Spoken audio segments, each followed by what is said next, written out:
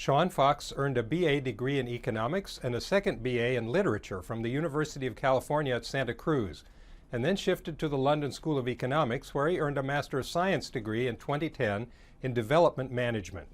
He has worked as an advisor on urban poverty and development issues for UN Habitat, CARE International, Oxfam of Great Britain, and the Bill and Melinda Gates Foundation. His 2010 master's thesis, Urbanization and African Development, formed the basis for this article published 2 years later in Population and Development Review. Fox is committed to an interdisciplinary approach to social research, drawing on the fields of demography, economics, geography, political science, and sociology. This article is important because it tackles the troubling subject of continued rapid urbanization in some societies without much sign of the economic development that some people thought was the cause of urbanization. Fox, like Preston and other scholars, again takes aim at the underlying issue of overall population growth as a factor in urbanization. In 21st century Africa is a high priority subject for Sean Fox because many African countries have become increasingly urbanized without what many scholars thought was the underlying cause of urban transformation, namely economic development and growth. This is essentially the same problem that concerned Kingsley Davis and Hilda Hertz-Golden 60 years earlier, but instead of just calling this result over-urbanization, Fox is interested to explore what else was causing, as he puts it, quote, urbanization without growth, unquote. He takes a slightly different approach to this question than do most people asking it, by assuming that people have always had the potential to congregate in cities, and even for those cities to grow into urban societies. Only certain limits or constraints have prevented people from achieving this potential. He identifies two such constraints. First, limits on agricultural efficiency, as already seen in ancient pre-industrial cities, put an upper bound on the share of a population that could escape farm work to live in cities at all. He calls this the surplus constraint. Second, limited knowledge about disease and sanitation compounded the problem of limited food supplies to guarantee that the people in these pre-industrial cities suffered dangerously high death rates, often so high that, as other writers already have told us, these cities were population sinks, requiring a constant flow of in-migrants just to exist. He calls this the disease constraint. Neither of these ideas are new. Many other scholars before Fox have sketched basically the same picture. He also agrees with all these other scholars that this picture has changed dramatically in the last couple of centuries, starting first in Europe, but more recently spreading to most of the rest of the world. For Fox, the essence of this change involved loosening both of the constraints, a better food supply and better control of disease and death. His focus on Africa, however, pulls him away from another aspect of the most common explanations for this urban transformation. As he sums it up on his page 287, quote, this economic model suggests that urbanization is fundamentally driven by rural to urban migration stimulated by a wage gap between rural and urban areas that arises in the early stages of industrialization, unquote.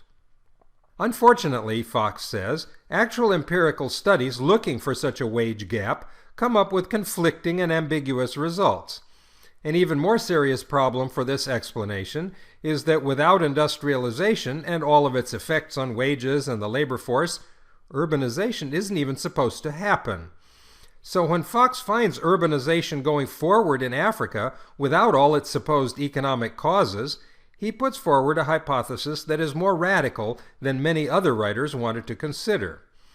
He suggests that even though urbanization and economic development seem to have gone hand in hand in many times and places, this is more an accidental result than actual cause and effect.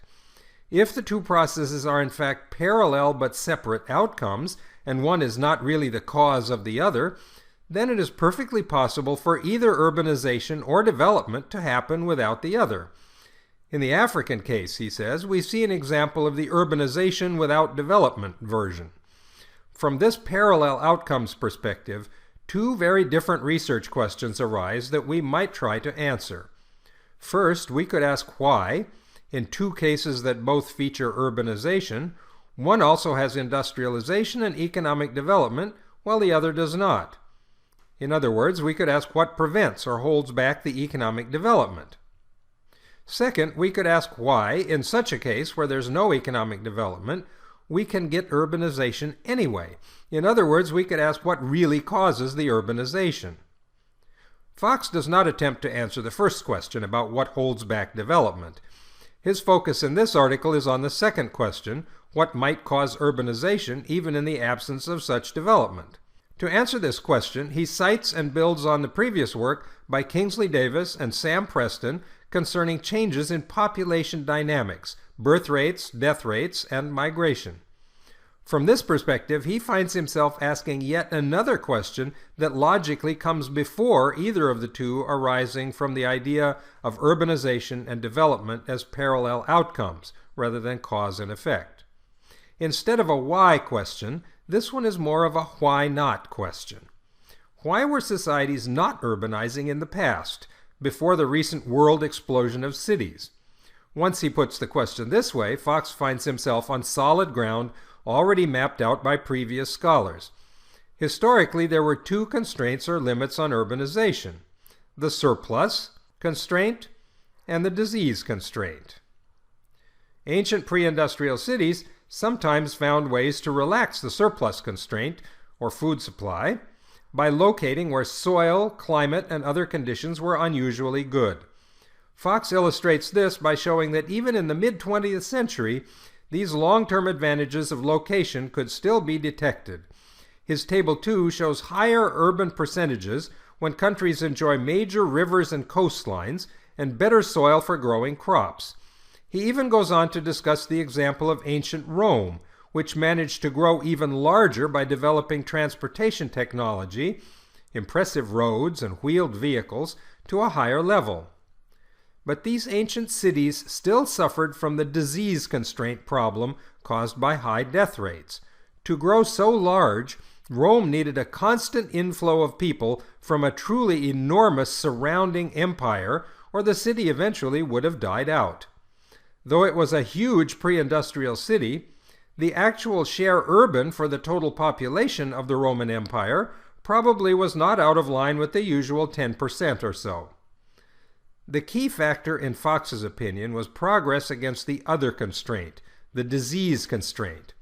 On his page 290, he quotes from the conclusions of Tim Dyson.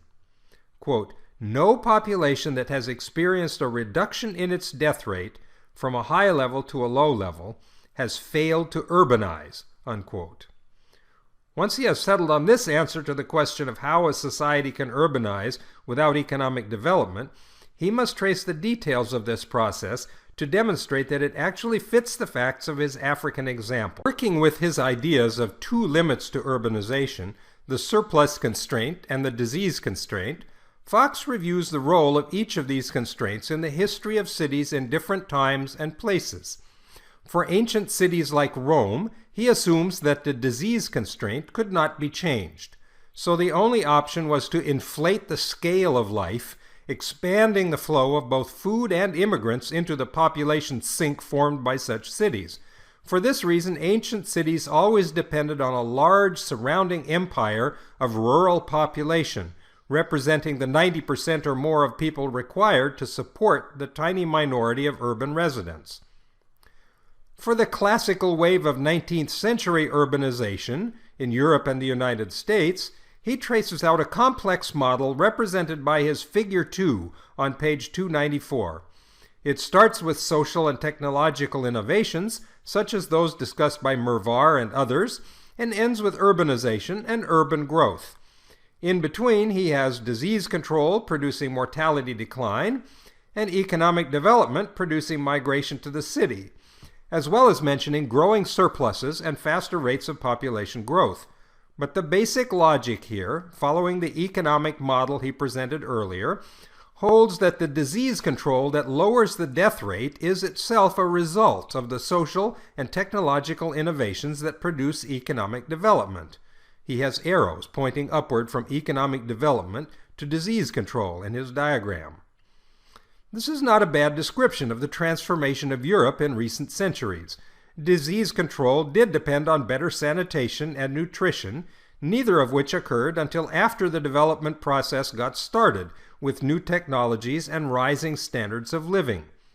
We might even think of reliable, clean piped water, a comprehensive system of sewers and sewage treatment, efficient transportation of food over long distances, and economies of scale in both production and marketing of food and medical care as luxuries, things that a society can only afford once it reaches a certain level of economic development and prosperity.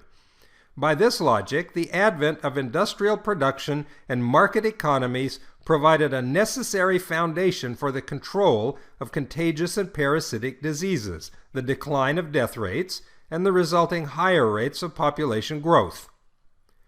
Once the higher population growth began in both rural and urban areas, it stimulated urbanization by increasing the number, although not the rate, of rural migrants to cities, and also by faster natural increase for existing urban populations. Together, these demographic effects shifted more and more of the population to cities. Fox even adds another example of this economic model working, this time for the African continent itself. During the 1800s, large parts of Africa came under political and military control of European countries, due to the Europeans' head start in the development process. Leaders in London, Berlin, Rome, and other European capitals sat around conference tables, drew lines dividing Africa among themselves, creating colonial territories that they ruled from the comfort of their home countries. For Africa, the 19th century was dominated by this foreign intervention and control, and the 20th century was dominated by the collapse of the colonial system and the escape of one country after another from colonialism to modern independent statehood. Fox points out one byproduct of the colonial period in Africa that rarely gets noticed. His figure 4 on page 297 shows a strong positive link between how much money European colonial powers invested in different African colonies during their decades of foreign rule, and the percent of the population in these different colonies found living in cities by 1950, as the modern period of independent nationhood was just getting started. The more money invested by European colonial administrations, the more urbanized the colony had become by 1950. Fox presents this as another example of the economic model in action, producing urbanization as a byproduct of economic development. This is not to say, of course, what might have happened in these African societies if the Europeans had not forced them into colonial status. Fox points out, and other writers also have shown, that ancient pre-industrial cities existed in Africa long before the colonial era in the 1800s. Without European interference, these societies might have followed their own paths of development and might even have been more urbanized today than they are after colonialism. We will never know. But the main point of Fox's article concerns what has happened in the last half of the 20th century and the opening years of the 21st century in Africa. Since colonialism, urbanization has continued relentlessly, even though economic development has faltered and many of these countries have stagnated in terms of economic growth. It is as though some of the pieces of Fox's diagram of the economic model suddenly disappeared, leaving the others still in place. With economic development and rising surpluses of food and energy gone, the rest of the model appears to have gone on working anyway. Death rates continued to fall, population growth continued to accelerate in both rural and urban areas, and the stream of in-migrants from the countryside continued to swell to more and more arrivals. This has not been good news for these countries, and in particular for these cities whose urban populations have continued to grow in the absence of economic development. Fox believes that there's only one conclusion that can be taken from this fact. Economic development may be one way to cause, or at least encourage, mortality decline and resulting population growth. But it is the population growth itself that produces urbanization. If economic development disappears from the picture completely, both population growth and urbanization continue anyway. But this means, of course, that there must be some other factors that are enabling continued improvements in disease control and mortality decline so that population growth rates remain high. Though Fox recognizes that in many times and places, urbanization happens because population growth and economic development both are occurring hand in hand, he makes a strong case that in Africa today that economic development has stalled for the most part. Yet population growth continues, and as a result, so does urbanization. In fact, continued high rates of natural increase in ever larger African cities mean that their urban populations are actually growing much faster than in earlier historical waves of urbanization. You can't attribute this to migration from the rural areas. The faster growth is coming from an ever larger tide of new babies appearing within the urban population itself in these countries. This tide of babies produces population growth is that the risks that they will die in infancy have been drastically reduced in recent decades. These improvements in disease control and other survival improvements no longer occur in Africa as part of an integrated process of social transformation and economic progress. Fast-growing cities do not reveal the same kind of rising employment and manufacturing, rising levels of education, economic innovations, and rising standards of living that supported the luxuries of better sanitation and nutrition in Europe. Fox explains the continued fall of African death rates as instead the result of growing intervention in these countries by international healthcare agencies, including international relief agencies like the Red Cross or the United Nations International Children's Emergency Fund, known as UNICEF, private international actors and charities, including religious missions, Doctors Without Borders, or Oxfam, and also food aid and medical assistance programs supported by individual foreign countries.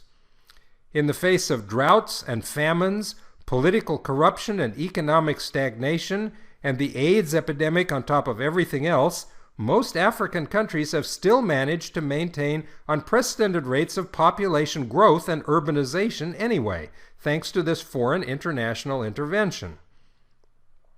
In his diagram linking social changes to urbanization, when the economic development factor drops out of the picture, it is only possible to continue progress in disease control and lower death rates if new kinds of social and technological factors go on influencing disease control directly, skipping over the economic development box when it is gone.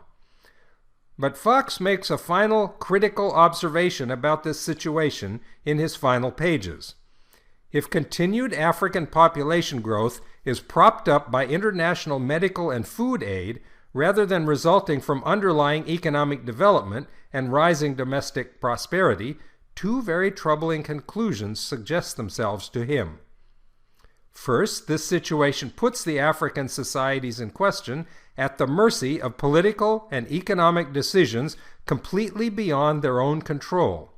If anything happened to the food aid and medical aid flowing in from foreign countries and international agencies, a genuine and massive survival crisis could emerge very suddenly and with truly disastrous results in some of these nations. The present situation, as Fox writes in his conclusion, quote, "The process of urbanization cannot be restrained.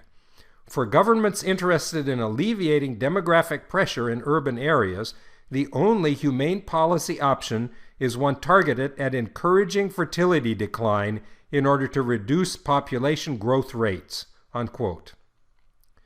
But the second troubling conclusion puts serious obstacles in the path of precisely such policy options. Mortality decline actually is pretty easy to accomplish. For one thing, everybody in any society is in favor of preventing deaths. Better crops, new medicines, pesticides and fertilizers, or even just airplanes full of food and doctors are always welcome in any social context.